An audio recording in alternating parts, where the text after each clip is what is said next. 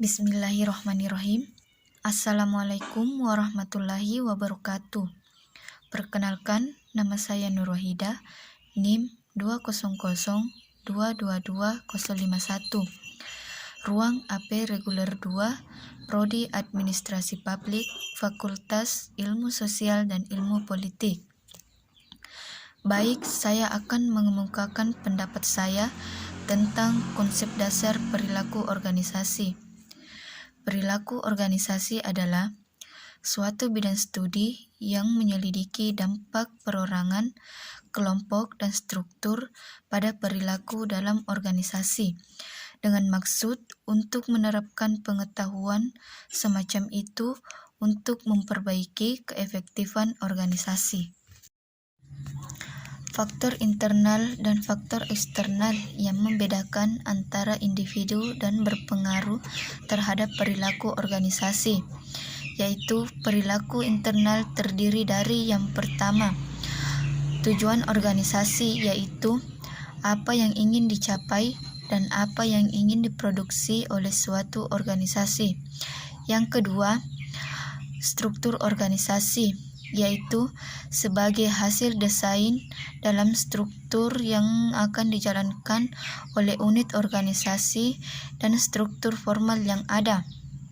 Yang ketiga, sumber daya manusia, yaitu sebagai kualitas pengelolaan anggota organisasi sebagai penggerak jalannya organisasi secara keseluruhan.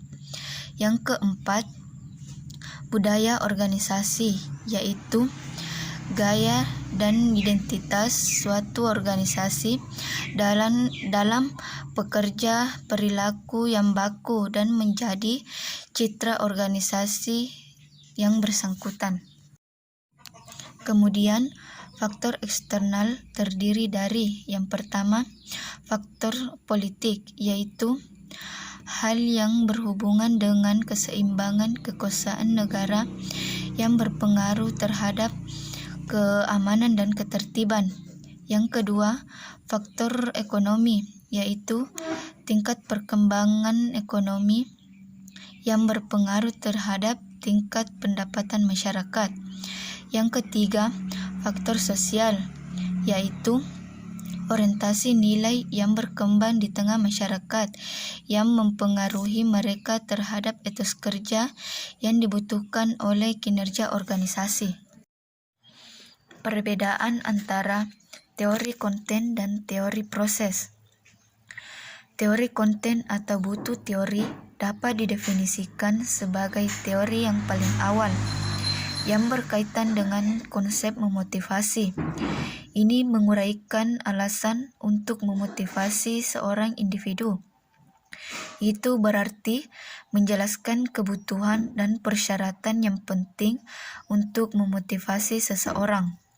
Sedangkan teori proses adalah menguraikan berbagai pola perilaku individu untuk memenuhi kebutuhan dan persyaratannya.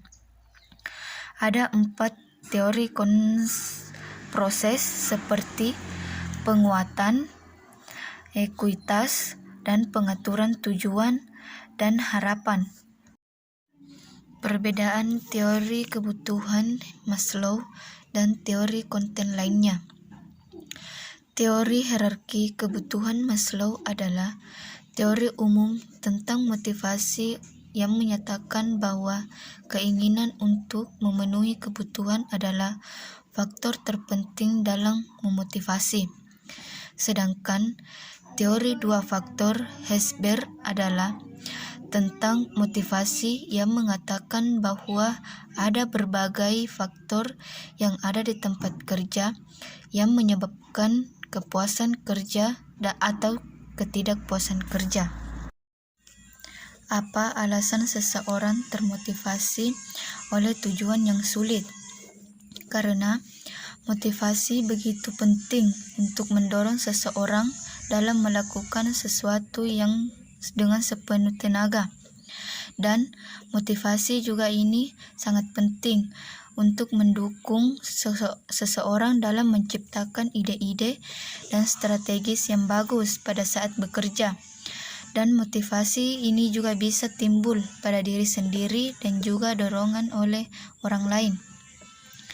Teori penetapan tujuan ini juga mengatakan bahwa tujuan yang spesifik akan meningkatkan kinerja dengan tujuan yang sulit.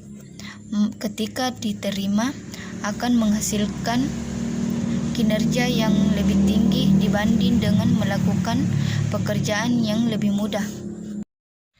Itulah tadi pendapat yang sempat saya kemukakan. Lebih dan kurangnya mohon dimaafkan. Billahi fi sabilil haq fastabiqul khairat. Wassalamualaikum warahmatullahi wabarakatuh.